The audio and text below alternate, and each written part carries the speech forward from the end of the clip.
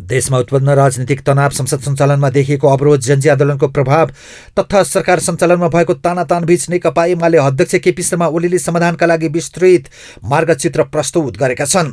उनले आफ्नो प्रस्तावलाई संविधान र लोकतान्त्रिक प्रक्रियालाई पुनर्स्थापित गर्ने साझा प्रयासका रूपमा व्याख्या गरेका छन्।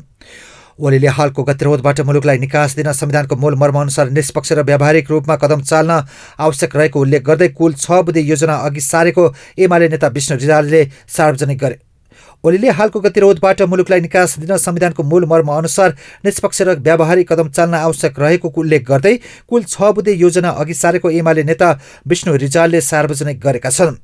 पहिलो चरणमा उनले असंवैधानिक रूपमा भएको प्रतिनिधि सभा विघटनलाई उल्टाई पुनर्स्थापित गर्नुपर्ने माग राखेका छन्।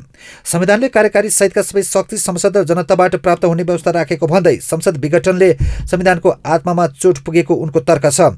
संसद पुनर्स्थापना बिना मुलुक प्रणालीगत बाटोमा नफर्कने उनको विश्वास छ।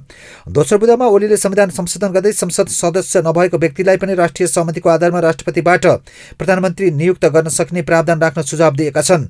उनका अनुसार चुनावी सरकार गठनको अवसरमा दलहरूबीच सहमति भएमा गैर सांसद व्यक्ति पनि कार्यकारी नेतृत्व लिन सक्ने व्यवस्था आजको परिस्थितिमा आवश्यक देखिएको छ।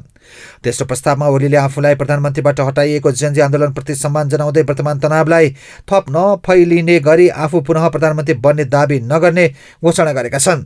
उनले देशको स्थायित्व र सहमतिका आधारमा आफू पछि हट्न तयार रहेको पनि सन्देश दिए।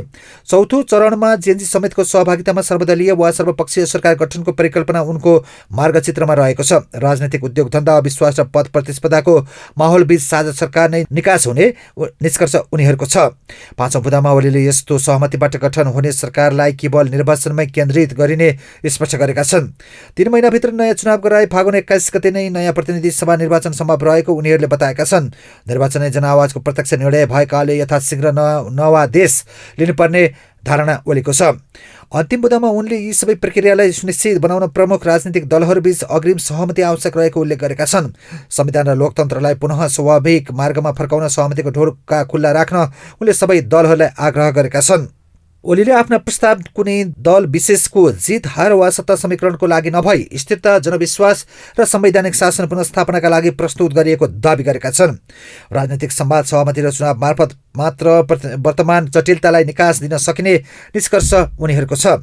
एमाले अध्यक्षको यो मार्गचित्रलाई मुलुकले कस्तो रूपमा ग्रहण गर्छ, अन्य दलहरूको प्रतिक्रिया कस्तो आउँछ र व्यवहारमा लागू हुने सम्भावना कति देखिन्छ भन्ने पक्षमा अब राष्ट्रिय राजनीति केन्द्रित हुने देखिएको छ।